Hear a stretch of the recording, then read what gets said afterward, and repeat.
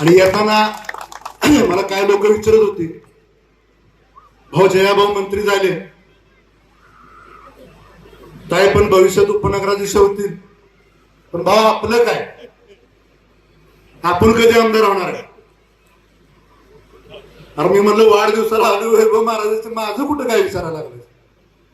पण मी परत एकदा सांगतो, जबाबदारीने सांगतो, पंचायत समिती, जिल्हा परिषद, नगरपालिका, नगरपंचायत ह्याच्या निवडणुका सप्टेंबर मध्ये होणार आहेत. त्या निवडणुका झाल्यानंतर, निवडणुकीचा निकाल लागल्यानंतर, त्याच्या याद्या तयार झाल्यानंतर, त्याच्यानंतर 1 महिन्यात इलेक्शन लागणार आहे स्थानिक स्वराज्य संस्थेचं, आणि त्या शेखर गोरे तुमच्या आशीर्वादानं 100% आमदार होईल. हे असं बोलायचं नसतं,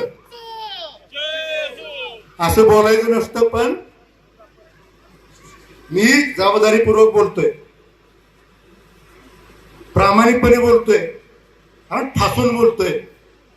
कारण मला माहिती आहे माझ्या कार्यकर्त्यांनी, भाजपच्या उमेदवाराला माझ्या कार्यकर्त्यांनी रात्रीचा दिवस करून ताकदीनं त्या कार्यकर्त्यांनी काम केलेलं आहे, आणि त्यांनी त्याला निवडून आणायची भूमिका सगळी मोठी बजावली आहे. आणि त्यांना भविष्यात जानेवारीच्या आसपास, फेब्रुवारीच्या आसपास 100% आमदारकीच्या रूपाने न्याय मिळेल.